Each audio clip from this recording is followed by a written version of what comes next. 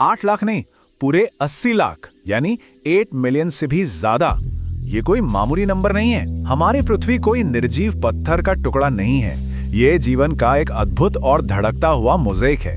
और ये 80 लाख का आंकड़ा उन सभी जीवों, पेड़ पौधों और सूक्ष्म जीवों के अनुमानित संख्या है जो इस धरती को अपना घर मानते हैं। लेकिन एक बहुत ही चौंकाने वाली बात यह है कि ये खूबसूरत और नाजुक संतुलन, जिसे अक्सर हल्के में ले लिया जाता है, आज सच में बहुत ही गंभीर खतरों का सामना कर रहा है। आज की इस चर्चा में सभी का स्वागत है। आज हमारा पूरा फोकस इसी बात पर है कि पृथ्वी के इस जीवंत मोज़ेक को, इस बायोडायवर्सिटी को कैसे समझा जाए और सबसे जरूरी बात, इसे कैसे बचाया जाए। कोशिश यही रहेगी कि इस विषय की गहराइयों को बहुत ही आसान और रोचक तरीके से डिकोड किया जाए। तो चलिए हमारी पृथ्वी की इस अमूल्य जैव विविधता को करीब से समझते हैं। तो चलिए फटाफट देख लेते हैं कि आज का हमारा सफर कैसा रहने वाला है। हम इन 4 अहम बिंदुओं पर बात करेंगे। पहला, पृथ्वी की जैविक विविधता। दूसरा, वैश्विक जागरूकता और पहल। तीसरा, हरियाली क्लब की एक प्रेरक कहानी। और चौथा, हमारी अपनी जिम्मेदारी। ये सफर पूरी दुनिया के एक बड़े नजरिए से शुरू होकर सीधे हमारे और आपके रोजमर्रा के कदमों तक आएगा। तो शुरुआत करते हैं हमारे पहले पड़ाव से, पृथ्वी की जैविक विविधता और इसका नाजुक संतुलन। आखिर ये बायोडायवर्सिटी है क्या? सीधी सी बात, धरती पर मौजूद हर एक पेड़ पौधे और जीव जंतु का जो आपस में जुड़ा हुआ जाल है ना, उसी को हम जैव विविधता कहते हैं। और ये मानव समाज के लिए कितनी जरूरी है, आइए देखते हैं। प्रकृति में हर चीज का अपना एक फिक्स काम है। जरा सोचिए, अगर हमारे फेफड़े काम करना बंद कर दें तो क्या होगा? बिल्कुल वैसे ही ये घने जंगल हमारी पृथ्वी के हरे फेफड़े हैं। ये हमें सांस लेने के लिए साफ हवा देते हैं। और वो छोटी छोटी मधुमक्खियां, तितलियां और पक्षी, वो फसलों के परागण यानी पॉलिनेशन का बेहद अहम काम करते हैं। अगर वे अपना काम बंद कर दें तो खेतों में अनाज का एक दाना नहीं उगेगा। सच तो ये है कि हमारा पूरा अस्तित्व पूरी तरह से इसी प्रकृति से जुड़ा हुआ है। अगर ये ताना बाना टूटता है तो इंसानी जिंदगी गहरे संकट में पड़ जाएगी। लेकिन एक बहुत ही कड़वी सच्चाई भी है। आज धरती पर कई जीव जंतु और पौधे बहुत तेजी से गायब हो रहे हैं। और इसके कारण हमारे सामने हैं जंगलों की अंधाधुंध कटाई, नदियों और हवा में घुलता जहरीला प्रदूषण, तेजी से बदलता क्लाइमेट और प्राकृतिक संसाधनों का बेतहाशा दोहन। हम प्रकृति से इतना कुछ छीन रहे हैं जितना वो वापस बना ही नहीं पा रही है। और यकीन मानिए, ये कोई छोटी मोटी समस्या नहीं है। ये पूरी पृथ्वी के इकोसिस्टम के लिए एक अलार्मिंग सिचुएशन है। अब बढ़ते हैं हमारे दूसरे सेक्शन की तरफ, वैश्विक जागरूकता और इसके बड़े समाधान। जब संकट इतना बड़ा हो तो कदम भी बड़े उठाने पड़ते हैं। इन विशाल पर्यावरणीय खतरों से निपटने के लिए दुनिया भर की बड़ी संस्थाओं को आगे आना ही पड़ा। अगर हम टाइमलाइन पे नजर डालें तो कहानी कुछ यूं आगे बढ़ती है। 1970 में यूनाइटेड स्टेट्स में पहला अर्थ डे मनाया गया। ये एक बहुत बड़ी शुरुआत थी। फिर 1992 में ब्राजील के रियो डी जनेरो में अर्थ समिट हुआ, जिसने पूरी दुनिया का ध्यान खींचा। यहीं से एक अंतर्राष्ट्रीय आंदोलन शुरू हुआ। और 1993 में संयुक्त राष्ट्र ने पहली बार international day for biological diversity मनाया। वैसे एक दिलचस्प फैक्ट ये भी है कि पहले ये दिन 29 दिसंबर को होता था, लेकिन साल 2000 से इसे 22 मई को फिक्स कर दिया गया। अब इस स्लाइड में जो बात सबसे ज्यादा इंप्रेस करती है वो है इसका स्केल। 22 अप्रैल को मनाए जाने वाला अर्थ डे आज 190 से ज्यादा देशों तक पहुंच चुका है। जरा सोचिए, उस दिन दुनिया भर में लाखों लोग एक साथ मिलकर पेड़ लगाते हैं।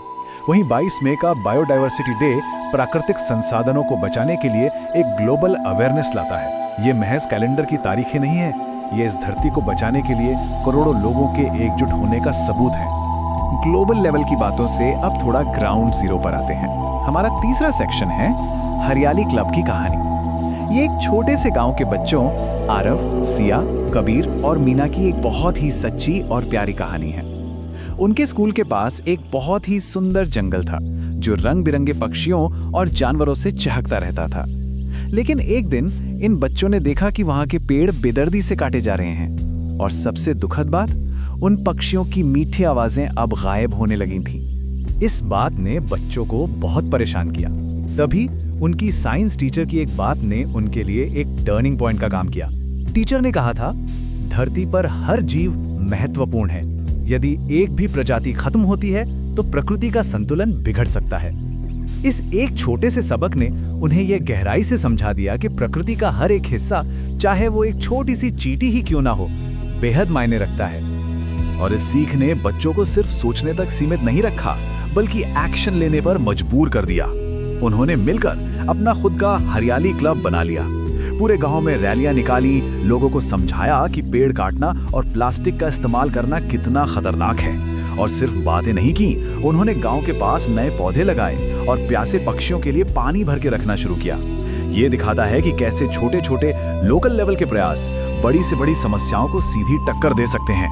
और इसका परिणाम क्या हुआ, सच में हैरान कर देने वाला।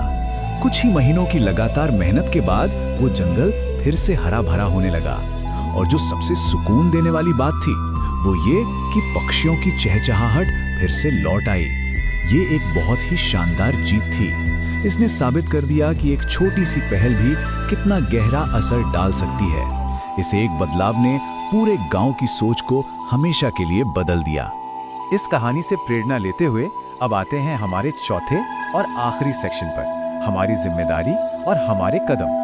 अब तस्वीर बिल्कुल साफ है कि मानव समाज के रूप में हमें अपनी रोजमर्रा की जिंदगी में क्या ठोस बदलाव लाने चाहिए। चॉइस एकदम क्लियर है, हमें क्या करना है और क्या बिल्कुल नहीं करना है।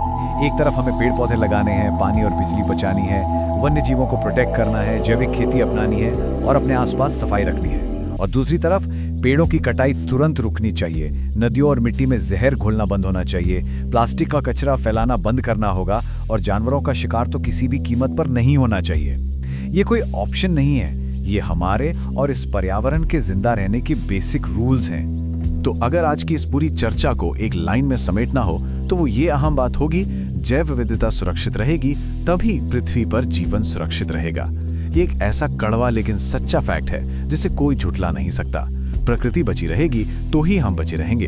ये दोनों चीजें एक दूसरे से पूरी तरह जुड़ी हुई हैं। हरियाली क्लब की मेहनत देखकर उस गांव के सरपंच ने एक बहुत ही कमाल की बात कही थी कि इन बच्चों ने सिखाया है कि प्रकृति की रक्षा करना ही सच्ची मानवता है। और इसी बात से एक बहुत ही गहरा सवाल उठता है, क्या हम सच में प्रकृति की रक्षा करके सच्ची मानवता दिखा रहे हैं? ये एक ऐसा सवाल है जिस पर हम सबको आज ही गहराई से सोचने की जरूरत है, क्योंकि हमारी इस धरती की उत्तरजीविता में ही हमारा अपना कल छुपा है। इस चर्चा में शामिल होने के लिए बहुत बहुत धन्यवाद। सीखते रहिए और पृथ्वी के इस खूबसूरत मोज़ैक को बचाते रहिए।